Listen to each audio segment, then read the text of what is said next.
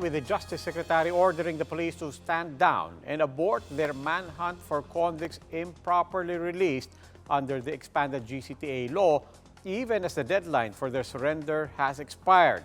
Dale De Vera with the story. Hours after the deadline for the surrender of GCTA-released convicts, the Justice Department suspended their rearrest. The DOJ said it wanted to get their numbers right after noticing that the total number of surrenderers has ballooned from the original list the Bureau of Corrections released. Since 2013, the Bucor said it has released at least 1,914 convicts of heinous crimes under the GCTA. But by the time of the September 19 deadline, the number had gone up to 2,009. 1,773 of the surrenderers are already under the custody of Bucor, while 236 are with the PNP. On Friday afternoon, the Department of Justice declared that the manhunt will continue. We've requested the Department of the Interior and Local Government earlier to put on hold their operation for the rearrest. However, it must be emphasized that it is only the Office of the President which can put on hold officially the rearrest. The directive of the President given by him verbally stands. The DOJ also admits errors in the Bucor list. 41 former convicts are on the list, though some had already been given presidential pardon, while others are on parole. Some surrendered even if they were not included in the list. Because of the confusion, the PNP decided to stop the manhunt while waiting for the final list from the DOJ. Malacanang says it has no problem if the DOJ and the DILG decide to put the manhunt on hold. I'm under the impression that they just want to be very sure about it. So siguro, sinisigurado lang talaga nila. So maybe they're just going over the list again and again, making sure na wala silang nakaligtaan.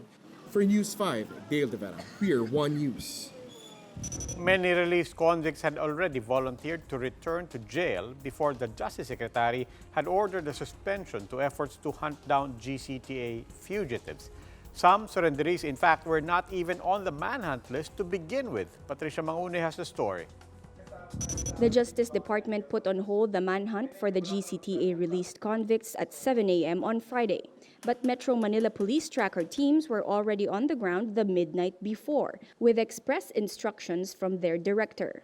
Kausapin ang occupant ng bahay, sabihin na nag-lapse ng grace period, and yung mga sinasabi nating mga tao doon are considered to be fugitive, at we need their cooperation. Otherwise, kung mahuhuli sa kanilang premission at sa kanilang custody, they could be charged also for harboring criminals. In one night, the National Capital Region Police Office has arrested 4 of the convicts, including a man sentenced to 9 years for rape who was released in 2016 under the Good Conduct Time Allowance Law. Others missed the deadline, like Roger, who came all the way from San Mateo, Rizal. So, surrender nga ako para sa hirap kong inabot sa loob mawawanted pa ako. Some convicts surrendered to the police even though their names were not on the list. Sinubukan namin din manigurado na lang po, sir, ba? Sa buhay, kay 1 milyon pa naman ang patong. Kawawa naman kami. Sa akin, makasiguro lang po na malinis yung pangalan ko. The PNP decided to suspend the arrests as they wait for the Department of Justice to give them a complete list of the remaining convicts to be accounted. Dahil nga, iniintay natin yung list na lalabas na sinasabi nating na-sort out na at malinis na. Kung matitingnan natin, hindi mo kami nagbibigay ng mga pangalan nito mga nasa listahan, even pictures, even though nag-research din kami kasi nga, iniintay natin yung official list. Convicts who voluntarily surrender after the deadline will still be processed by the PNP. There is no reason for us not to accept and process you and help you to go to the Bureau of, submit yourself again to the Bureau of Corrections. So, ang ipinaliwanag natin sa ating mga pulisan sa baba, kung merong magvo-volunteer pa, as of this time, since naka-hold pa po yung operations natin, then we'll just have to process them and turn them over sa Bureau of Corrections.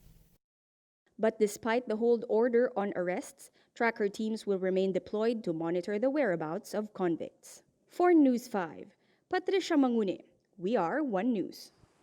Still on the GCTA surrenderies, the wives of 2 convicts aired their sentiments because President Rodrigo Duterte's ultimatum seemed unfair to their husbands. The number of surrenderies did not even match the tally. Greg Gregorio has the story. Even though he suffered a stroke, the 73-year-old murder convict turned himself in and heeded President Rodrigo Duterte's ultimatum. He was sentenced to serve until 2023, was released early last year under the Good Conduct Time Allowance law. The convict's wife said Bucor officials showed no sympathy towards her husband.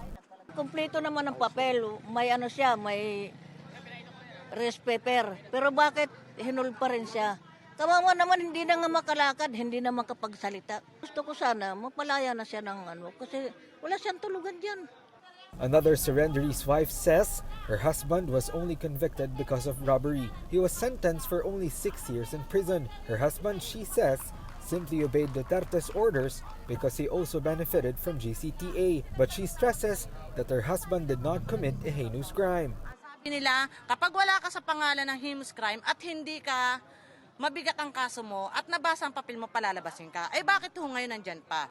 The Justice Department says at least 2,009 convicts have already turned themselves in. The original tally was supposedly 1,914. Many of them are now in Bucor's personal training school because the new Bilibid prison's holding area is already crowded. DOJ says those who surrendered but are not in the GCTA list opted not to leave Bucor last night. DOJ is still working on some paperwork for those who voluntarily and legally surrendered.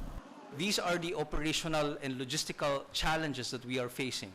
We are verifying the list. We are trying to come up with a cleaned up list. And at the same time, we would have to present or we would have to prepare the necessary documentation which would somehow legally protect those who have turned themselves in, that once they are already outside, they will not be subjected to a rearrest. For now, police have temporarily suspended the manhunt operations on the non-surrenderees, especially that the GCTA list needs to be sanitized after a number of errors, including plunder convict Janet Napoles' case being listed as rape and the tally not matching the actual number of surrenderees. For News 5, Greg Gregorio, we are One News.